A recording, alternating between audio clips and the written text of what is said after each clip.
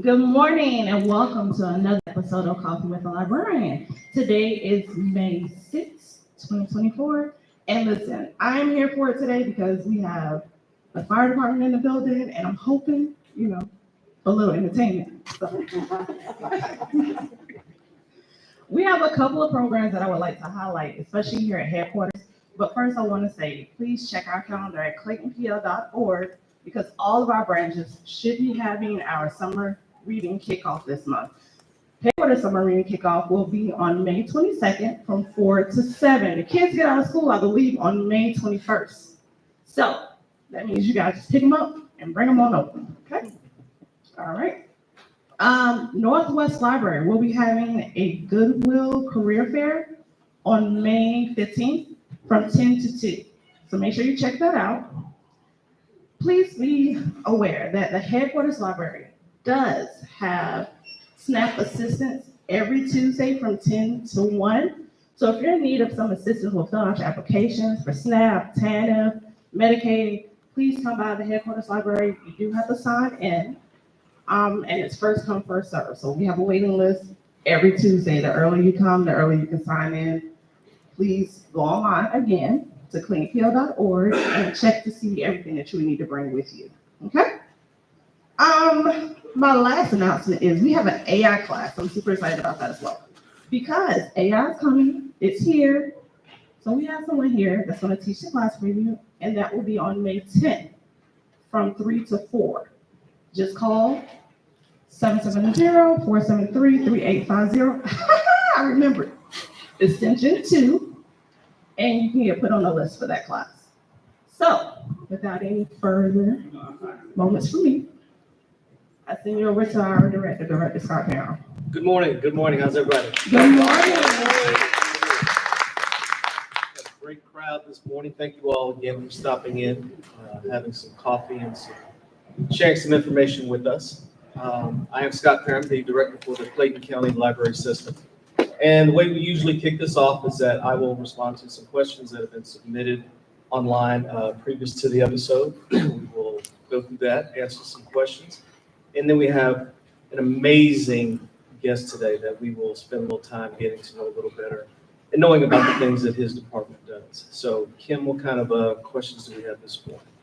So our first one is not a question, but a statement. And it's from a homeschool collective. And they want to say thank you very much for the claytonpl.org resources. They use it to help with the education of the homeschool students. Fantastic. Staff in this room, as well as the board members, and again, to all of the staff for the Clayton County Library System. Thank you for everything that you do for the community and for each other. So wonderful job. Yes, thank you.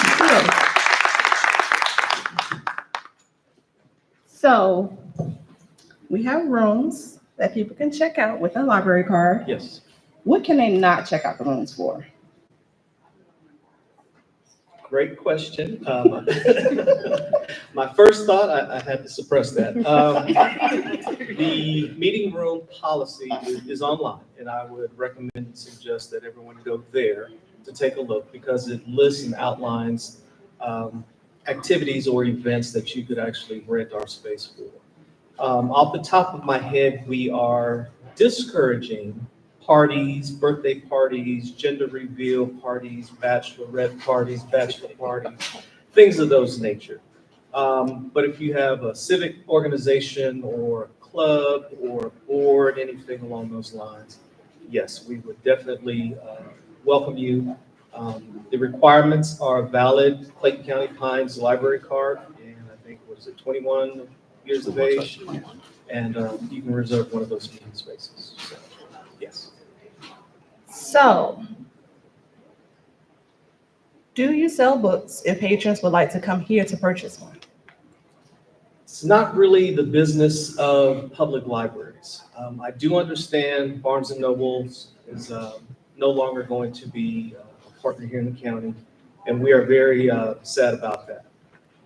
Public libraries, our charge, our niche essentially is we loan items out. So we have a very vast and wide collection of materials, not just books, But we welcome folks to come in with a library card, check those items out. You can have them for a defined period of time and just please return those. You're more than welcome to renew that item if you didn't finish utilizing it at the first checkout. But we are a lending institution, not necessarily a purchasing institution. So you answered that second question. It was a follow-up question to that one, so thank you for answering that. Final question is, why are there no hotspots available? Is the library still allowing them to be checked out? We are. We lend out hotspots. If you recall, several months ago, those who are some faithful watchers, one of the topics that came up was the Zoo Pass. Our Zoo Pass was always checked out. Folks would call, folks would come to the library branches, and the Zoo Pass was just always out. Unfortunately, the same thing with the hotspots. We had an inventory of a defined number of hotspots, and folks have checked them out, and we would please ask that folks return them. These were not purchased items. These were not items for your own personal collection. So for those of you that are online or at home and you may still have one checked out, please return it. So as you see with the question, other people can take advantage of the resources that we have. So we do have them. The inventory right now is just, they're checked out and they have not been returned. That was my last question. That's for it? you at this time. Yes. I'm just getting on a roll. I have a few questions for myself if you want to. We'll hold those for later. Okay. Okay. All right. So now, without further ado, we have an esteemed guest in the building today. We have our Interim Fire and Emergency Services Chief, Chief Tim Sweat. So we've got a series of questions that we will ask Chief, and we'll just have a dialogue. And I would first like to kick it off by saying congratulations. I do realize that you received a 25-year service pin for an employee of Clayton County, and I think that is honorable. And I think the first question I have, I remember probably third grade or so, where they asked, what do you want to be when you grow up? Fireman, policeman, a doctor, or a lawyer? Was that always your dream to be a fireman? No. Okay. So, very unique story, if you will. Dream, sure. I think every little boy and little girls at some point in their life want to be either a fireman or a police officer, but that was not really my story. As you know, Scott, I grew up right here in the county. Born and raised back in August of 1969, brought home to Jonesboro, and I've been here ever since. So growing up here in this community, I got involved in the restaurant business. Oh, nice. At an early age in my life, my father put me to work as soon as I could go to work. At the age of 14, cutting grass, doing cleanup. He had a dear friend of his that worked for Waffle House. Okay. And pretty much managed every single Waffle House in the county. He was an area VP. And I began doing that, cutting grass, making money on my weekends. And when I turned 15, was able to actually go inside and begin learning the restaurant business. Graduated at Forest Park High in 1988, went to Clayton State for a couple of years, and dove straight into the restaurant business and stayed there until 1999. Now, in August of 1989, I also joined the Jonesboro Volunteer Fire Department. This is where the story gets unique. My father had an illness that took us to Southern Regional Hospital one late Saturday afternoon, and as I was sitting there in the ER room and I was watching the firemen come in and out of the hospital, I just felt that I wanted to give back for something, and I just thought that was something that I could do. So knowing that I was in the restaurant business at the time, I did some research, landed with the Jonesboro Volunteer Fire Department, and actually volunteered with them for the next 10 years, getting me up to 99, where I took an early retirement in the restaurant business. I served with them 15 years. I contribute a lot of my work ethic today, my business background, and the way I managed to my early days in the restaurant business. So Came to work full-time with the county in January of 1999 and just finished my 25 years. So 25 years with the county, 35 years serving the community as a firefighter, and I would not give one of those days back for me. That is amazing. That is outstanding.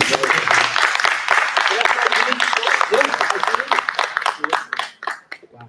It just goes to show you, not only can you transition, but if you have different passions in life, it affords you the ability and the opportunity to follow those. Very nice. Well, we're going to jump into some of the questions that we got prepared, and we'll just take it from there.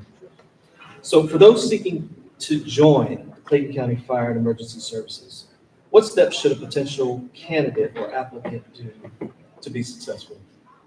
So great question, and I'm glad you kind of asked that first because I'm going to throw my hiring pitch in there, my recruiting pitch. Good. So first and foremost, we are hiring.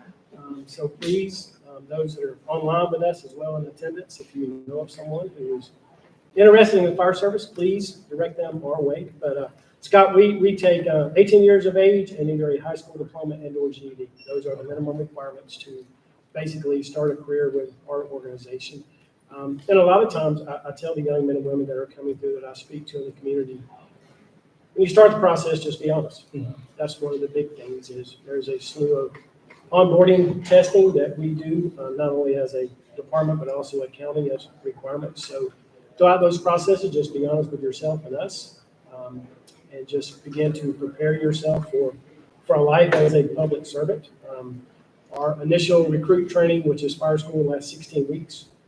We try to tell them up front before they actually start to begin working on your physical fitness, your cardio. We start day one running and we run them for 16 weeks while we are getting them through the initial fire recruit training. But just 18 years of age, high school diploma and or GED, and just be honest in the process. I understand that we've all made bad choices in our life, to include myself. And I am very honest with myself and those that I speak with, so just be honest and we can help you. Just prepare yourself from a physical fitness perspective because day one, we hit the ground running. Good. Now, I do understand that there is a kind of a bridge program from the high school directly to being a recruit. Would you mind talking about that a little bit? Absolutely. So it's our firefighter and EMS pathway program, if you will. It was started back in 2017.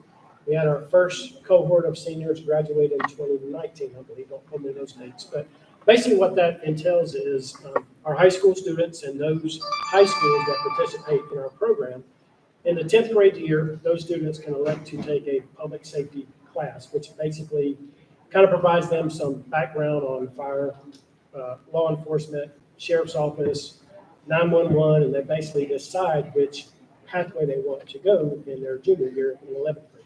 So those that choose to come on board and enter our pathway program come to our facility the last 2 periods of their class every day, Monday through Friday, for their entire junior year.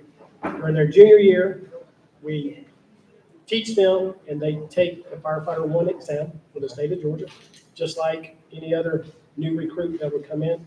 While they're in high school, they still take the Firefighter 1 same entrance exam. Upon successfully passing that, you must be 18 years of age to be certified as a firefighter in the state. So the state has allowed us, if they test in 11th grade and they pass, the day they turn 18, we can then certify them. So if there's 3 or 4 months left before they turn 18, the state has agreed to hold those test results and then honor them on their 18th birthday. So that takes them to 11th grade. 12th grade year, they come back to us as seniors and enter the EMT basic program. For the entire school year of senior year, they go through EMT basic, where at the end of that, they also sit and take the same EMT basic test as any other employee who enters our academy. Directly after that, assuming they graduate, pass Firefighter 1, pass the EMT basic, which I'll be doing in a few weeks. I go to graduations with them, and the high schools have graciously given us the opportunity to be a part of the graduation. And I go up on stage during graduation and formally recognize them and offer them a formal job offer rating almost $50,000. That is outstanding. And if I can tell that, seniors, our senior cohort graduated in 2019. We just had 3 of our original pathway students that were eligible and sat for their first promotional exam in the department. So another milestone in the program that we're extremely proud of. Man, another round of applause.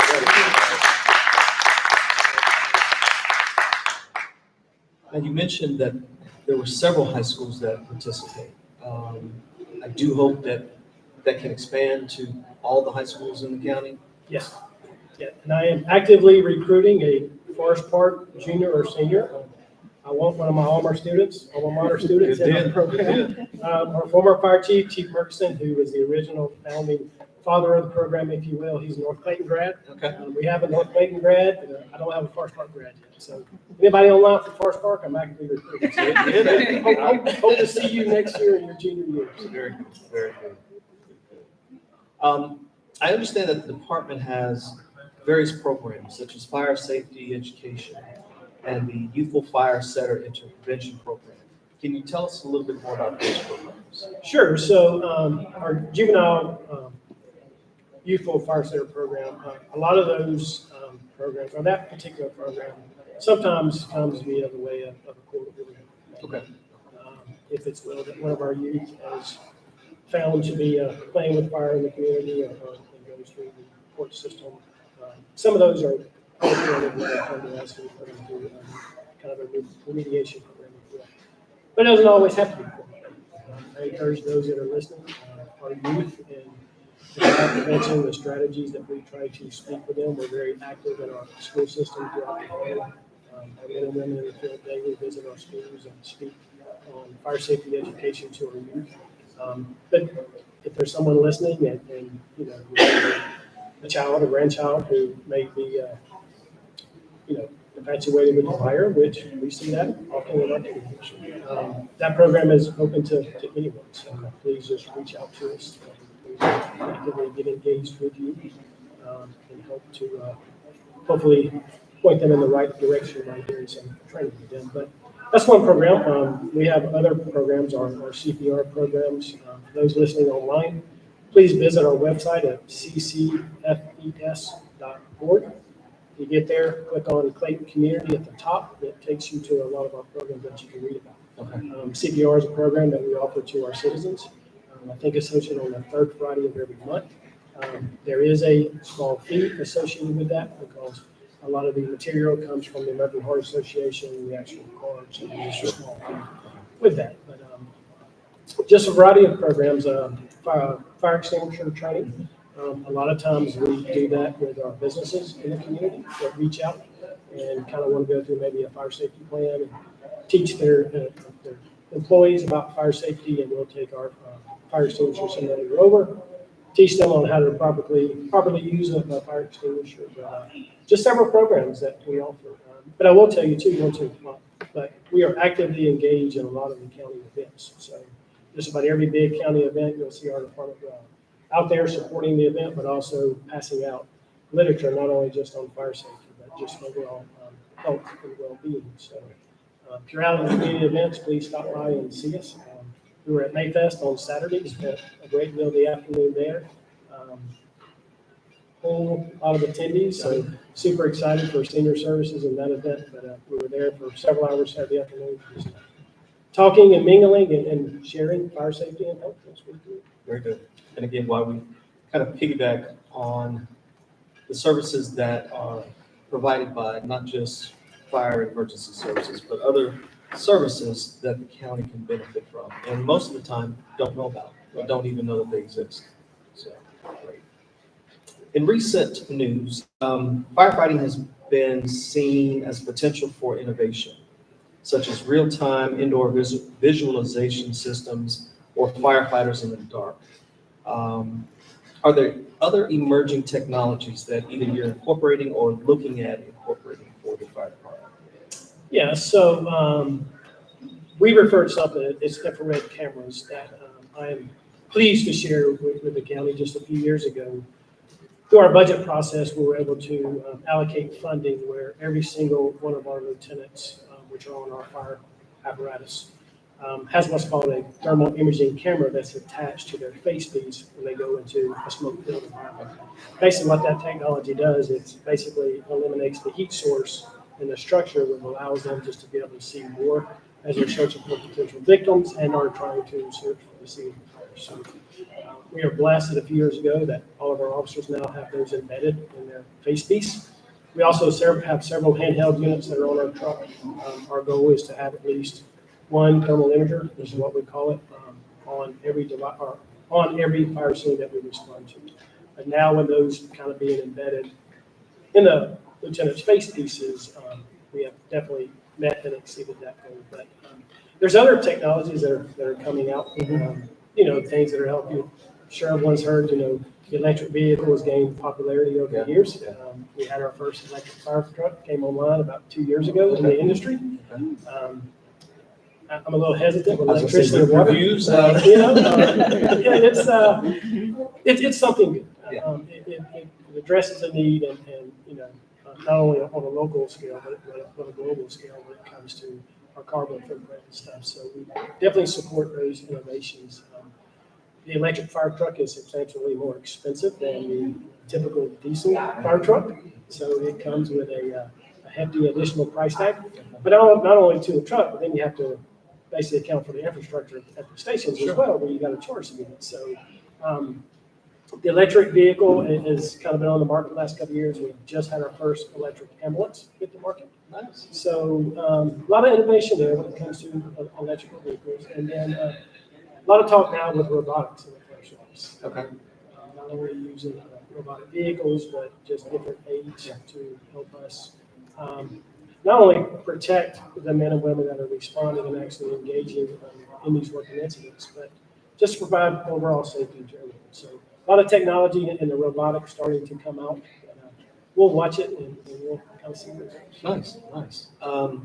We had, not too long ago, someone inquired about drones and maybe some of the aerial technology. And is that something you're also seeing being incorporated? Absolutely. We bought our first drone probably 4.5 years ago, 5 years. More so on our emergency management side of the house. We quickly kind of integrated it into our fire services. So we have 2 drones assigned to our organization now. They're freestanding or free flying, if you will. One of those is assigned to our fire marshal's office, who uses it a lot in their investigation stages post an actual fire.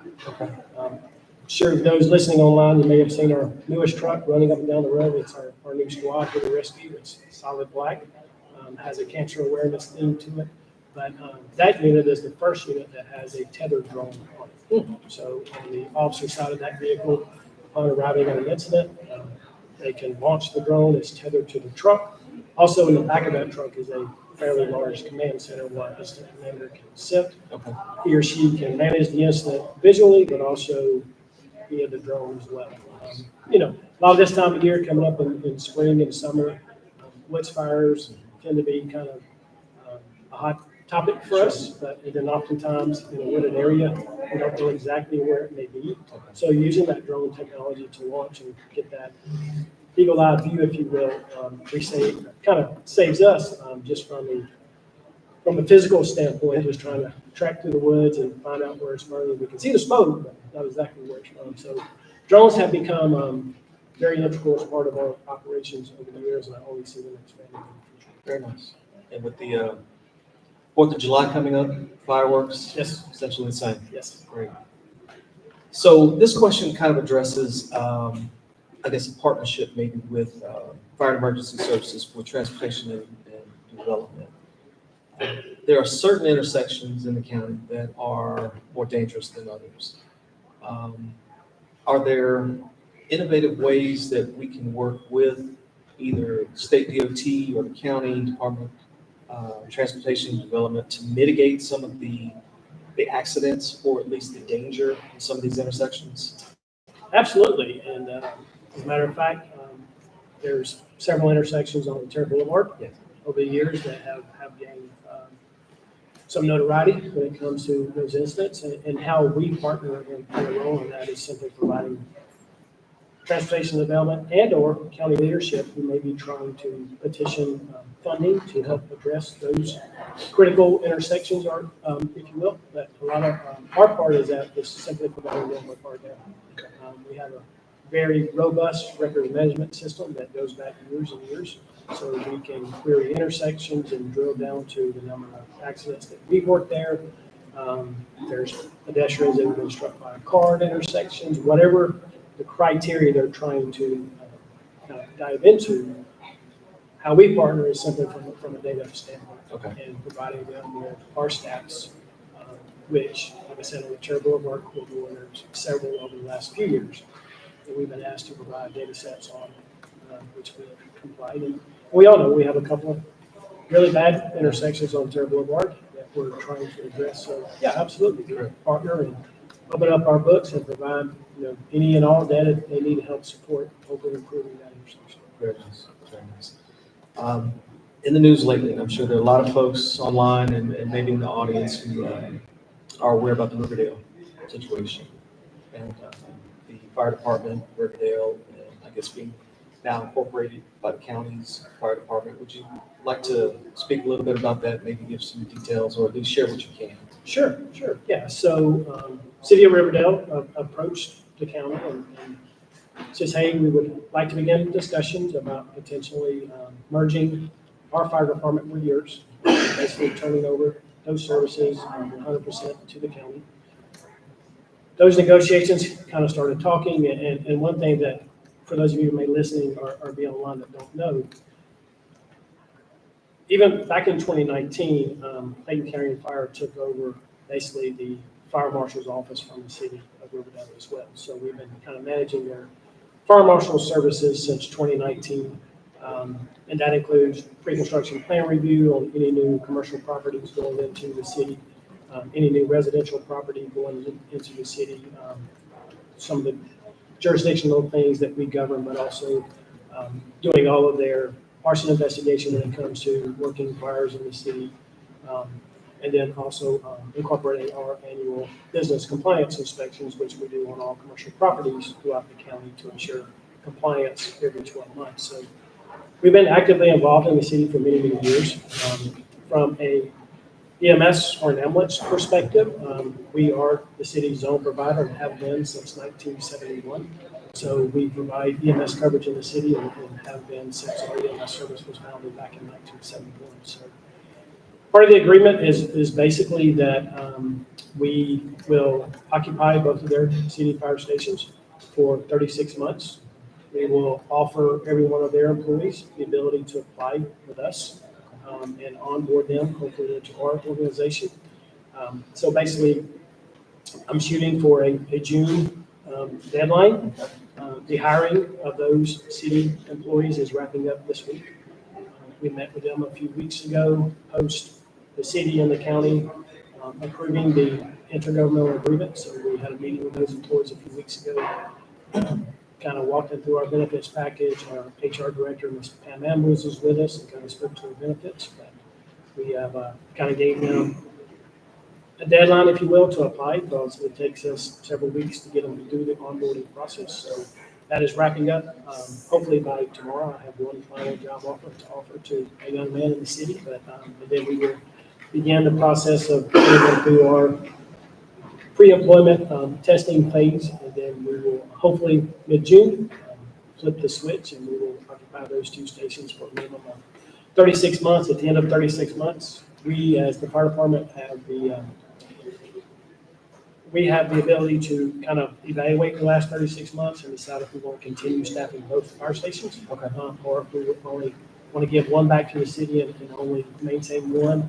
But that will come through data over those next 36 months, sure, and justification, and then we'll make a decision in 36 months. How we move on. Right. Super excited. Any City of Riverdale residents who may be listening, I want to thank them and welcome them over to our fire service.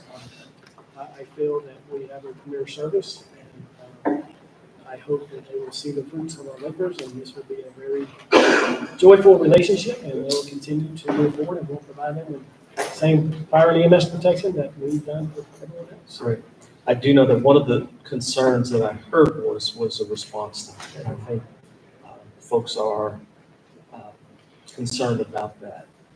Can you speak to that? Sure. Yeah. So one thing to kind of understand, so City of Riverdale, as they function today, function on their own dispatch channels, and they're independent from our organization. So should a call in the city come in where someone may need an ambulance, we'll use that as an example. The 911 center down in Jonesboro, the county is a 911 provider for the city. That call comes in, it's routed to a communication center. They see it's in the city, they take the call, they dispatch the city fire department. Okay. That call then now has to go over to the county dispatcher, where now the county dispatcher is dispatching that ambulance that is there. So there is a delay. So if anything, as far as simply will the response times get worse, no, they're actually going to get better. And the reason that is once the merger is complete, you dial 911 and one fire department is being dispatched at the same time.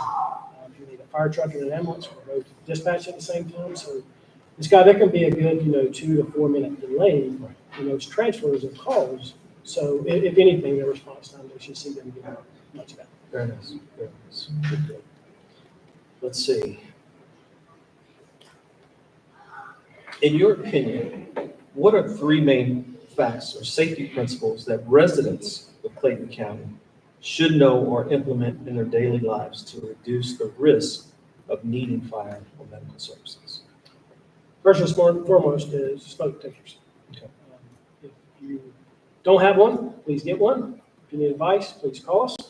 The smoke alarms in residential homes by far save more lives than other things. So first is make sure you have an active working smoke detector in your home. If you have 2 stories, make sure you have one downstairs and upstairs. Depending on how large your home is, I have 4 downstairs in my house and 3 more upstairs. Probably a little overkill, but Better to have it, not to need it. that's what happens when you've been in the fire service. But first and foremost, working smoke detector. And then second, I would say a working carbon monoxide detector is second when it comes to not so much fire, but your health. We see several calls where CO detectors are not present. There's some type of leak in an appliance or a gas furnace where the combustion isn't 100% complete, and CO is released into the air, which can have medical impacts on individuals. So second would be a working carbon monoxide detector. Once again, every floor, ground floor and second floor if you live in a 2-story home. And then third, just overall health is just understanding your health. And for those of you who may be, I'll be very honest, I have a few health things that I manage, but I stay actively involved and engaged with my health and understanding the things that are going on with myself. Mhm. And just so, if anything, just understanding if you do have a medical condition, understanding that condition, properly managing it. I know sometimes that can be a challenge, and we totally understand that. But just understanding what medical ailment may or may not, be of concern to you, and just understanding that and managing it accordingly. It means go to the doctor. Yeah, amen. Just go to the doctor. Annual physicals. Yes. All those men out there. Yes. Go see the doctor. Great. And for those who have the smoke detectors in your home, and I saw or see on Instagram that beeping in the background because the battery's dead, change the battery. Change the battery. It's very simple. And again, if you need help, instructions, contact someone fire and emergency services. You can look on YouTube, it shows you how to swap out that 9-volt battery. So please don't let that be the cause of some disaster in your home. I was actually sitting, my wife and I, yesterday afternoon, watching a little TV, and mine chirped upstairs. So Okay. that was my cue, and a few minutes later, I got up and I went and changed my battery. There you go. You're absolutely correct. Please don't ignore it. It's chirping for a reason. It's Absolutely. trying to tell you something. Absolutely. So on kind of a downer side, fentanyl, it's ravaging some communities, and understanding that a lot of public buildings, public entities are now stocking up on Narcan. Is that something that the fire department can offer, either training on how to administer the Narcan or the doses themselves? So we, as Fire and Emergency Services, we have Narcan on every single unit that you see running up and down. And for those who may not know, for overdose situations, Narcan is administered and it's supposed to neutralize the effects of the overdose. So that's what we're talking about. So every single fire and ambulance you see riding up and down the road in Clayton, all of our units carry Narcan as one of their first out treatments for opioid overdoses. Fentanyl has gained a lot of attention over the past year plus, but also while I want to mention that, I also want to kind of give you some stats. So for 2023, fire and EMS, we've seen 41 cases where we administered Narcan in the field. So we were just shy of 57,000 calls for service in 2023. So only 41 of those responses required the administration of Narcan. So while it's a concern, and it's real, and it's something that we all need to be kind of aware of, 41 calls over the last 12 months is not, is a concern, sure, because we would like to see zero. But well, compared to other parts of the country, if you will, we're nowhere near what other parts are seeing. And then just year to date, as of this morning, I have my deputy chief of EMS pull the stats for this morning, and through what's today, May 6th, Yes. we've administered Narcan 12 times since January 1. So it's not running rampant in the streets, but it's still a concern. Like I said, if we would hope to not to have to administer any, but like I said, every single of our units have Narcan. As far as training, we kind of don't really get into training the public on how to administer medication, specifically not the type that we carry. We carry a different type other than what you will see that is being given away to those, to the individuals who may want to keep one at home. Narcan we use and the way it's administered is totally different. So, but also I want to give a shout out to our police department. They're also carrying Narcan. Very nice. And they have partnered with us, and sometimes they beat us there. So having Narcan available even on their units has been a tremendous help. But once again, just want to kind of throw that stat out there, just let the community know that while we're seeing it, sure, but it's not at the levels nowhere near what we're seeing, from the rest of the country. So, And we'll be prayerful and vigilant Yes. on that as well. sir, thank you. Mental health for firefighters. We know that's a huge issue as well. What are some services or activities that you offer to help your staff and your firefighters? So how much time we got? As long as you need. The mental health and well-being, I just want to say of public servants, because it goes further just to fire and EMS, to our fellow brothers and sisters at PD, to our brothers and sisters at Sheriff Office. As you all know, the world we live in has changed greatly over the last decade plus.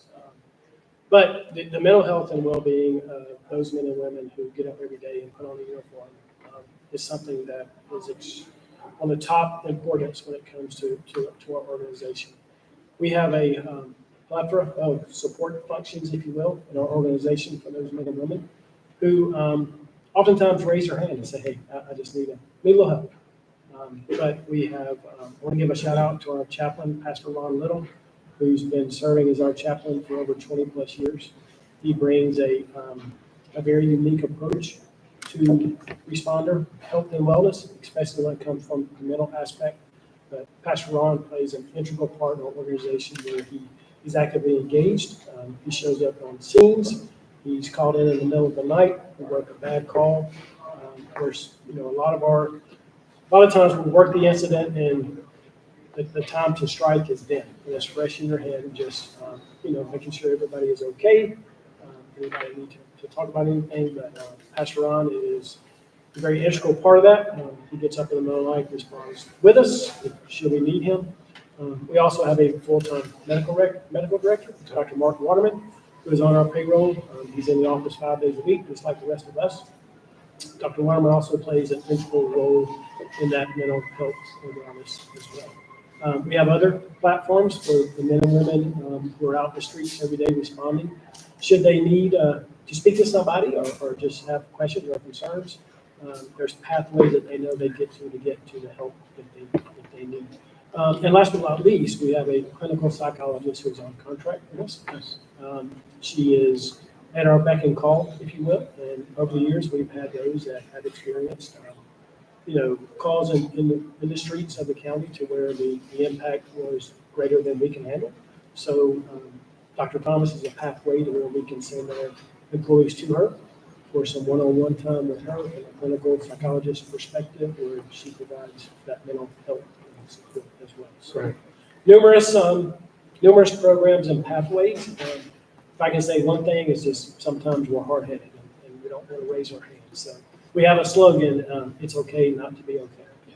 So if I can leave anything with that, it's okay not to be okay. Well, that's all the questions I had. Did you have anything you wanted to say as we're wrapping up? Any programs or events or just anything else you'd like to the community to know? Yeah, so first and foremost, I want to give a shout out to my staff.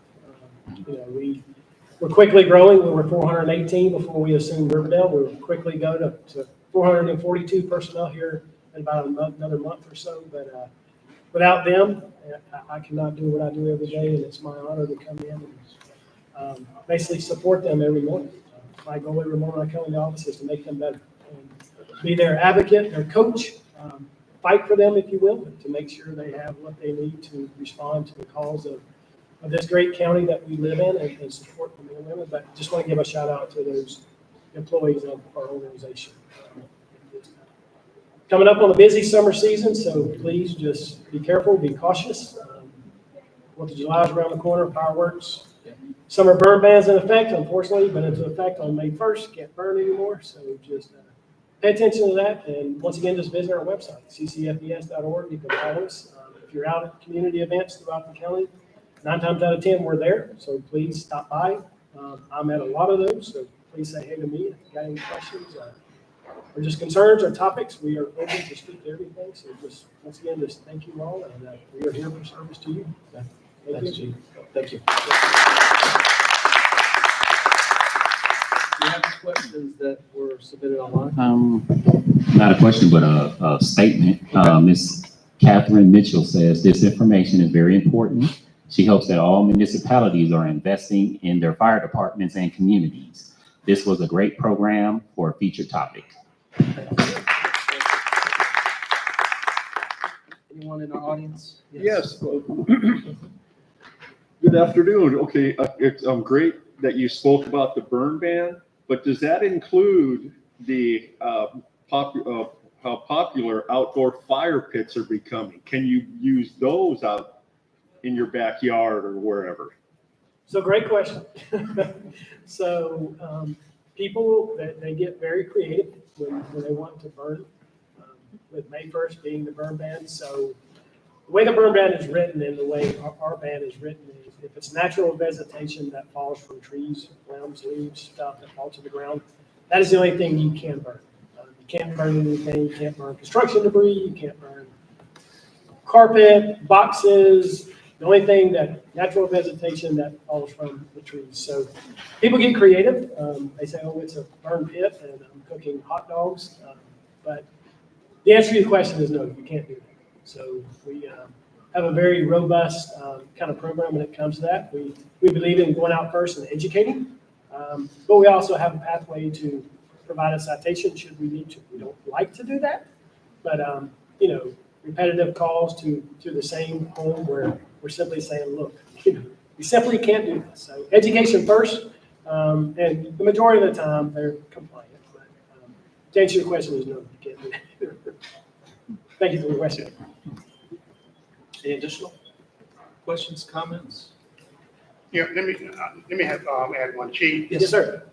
Based on the flooding incident that occurred about 3-4 years ago on the west side of Riverdale and swiftwater rescue that you may have, and now the summer is approaching, we have Lake Lanier, we have Lake Spivey, we have Lake Jolicoe, that has some reservoirs. Does the county provide swift water rescue safety? So great question.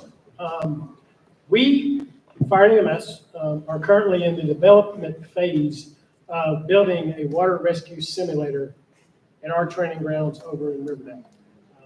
It was an idea that kind of surfaced a few years ago between Commissioner DeMont Davis and our former fire chief and current deputy chief operating officer, Adrian Murkison. So we are in the middle of designing an in-ground water rescue simulator which will address that need. One of the things that concerns me, and it concerns all of us, the majority of the time when we run on incidents late at night, the first thing we do when we get there is our job is to do a complete circle of whatever that home, that commercial business, or whatever we're responding to. It's the very first thing we call the 360-degree survey. So we've had throughout the years where homes, we do that survey, no lighting in the back. We've had firefighters fall into open swimming pools with over 90 pounds of weight on them, and that can create issues. So we have a lot of bodies of water in the county that you're aware of, Spivey, the Flint River, different parts of it. But previously, historically speaking, we've had no formal swiftwater training, if you will. But the need for that is definitely upon us, and we're kind of behind the times, but yes, that is something that is forthcoming, and we hope to have that program fully designed here in the next few months and hopefully begin construction by the end of the year. And it's not really a whole lot of formal swiftwater training on the south end of the metro. A lot to take place up kind of northwest in Cobb when it comes to Six Flags and some other water parks up there, but looking to bring formal swiftwater training to the county. And in conjunction with our police department dive team, won't just be a swiftwater simulator, but actually a full in-ground pool that's enclosed to where they also are partners at the police department and their dive team can do training as well. Now all of our training takes place in whatever body of water we can go find to play. Great question. Yeah, great question, great question. And you also mentioned the other day, real quick, that you're accredited. Yes, There's an accreditation or something like that. Would you speak to that real quick before we wrap up? 'Cause I Sure. think that was absolutely fantastic. Yeah, so the Centers for Fire Accreditation International is our accrediting body for those fire departments who wish to kind of go down the road of being accredited. My last stats, looking wise, there's only a little over 400 fire departments in the entire U.S. that are accredited. 400 in the U.S. is a very small number. I am pleased to announce that we were accredited first back in 2017. Yep. Full-time process, and when people ask me, well, kind of what do they do? Well, they come in and they turn over every brick and they look under every leaf. They look at your finances, your employment standards, your hiring practices, dive deep into your responses. How do you mitigate emergencies as they come in throughout the county? So it's a very long, in-depth process. It takes well over a year to even go through the initial accrediting process, if you will, with all the data support or data that you have to provide, site survey and things of that. And then even with that, once you're finished, then you go sit before the accrediting body, answer questions from them, and then they determine whether or not you will become accredited. So once again, we're first accredited back in 2017. They last for 5 years. So in 2022, we were up for re-accredited, which we were re-accredited in 2022 for another 5 years. So that takes us to 2027, where there's no doubt in my mind we will continue to be accredited. So we're extremely proud of that. Not very many accredited departments even in the state. So something that we speak very highly of. And basically what that tells us is as we kind of stack up to the fire service industry as a whole, we are meeting and or exceeding those standards is basically how we look at accreditation. So thank you for that. Absolutely. No, thank you. Thank you. And all of the work that you do for your employees, your staff, your men and women, as well as the county. Thank you. Thank you, Chief. Yes, sir. Any additional questions or concerns, comments before we wrap up today's episode? I got a comment. What you got? So the fire department was here, but they're gone. Yes. I did Did not they get action. perform as No, you- I did not get action. They left quietly, as a matter of fact. So I just They were in the wanted, library, and all due respect. They didn't want to, Absolutely. you know. I was hoping, but Maybe next time. Maybe next time. no, it seems like we have no more questions. Well, this has been an absolute fantastic day, another fantastic episode. Chief, thank you. Your staff, thank you again for coming to support. Stay tuned for the next episode of Coffee with the Librarian. It will be first Monday in June, June 3rd. June 3rd. Yes. Look forward to June 3rd. I just want to say, the 11. people asked that we got her. Miss Erica Rocker will be here. Fantastic, fantastic. We got a fantastic. Again, thank you again. My name is Scott Parham, Director for the Clayton County Library System, and again, another fine episode of Coffee with the Librarian. We'll see you next time. Bye.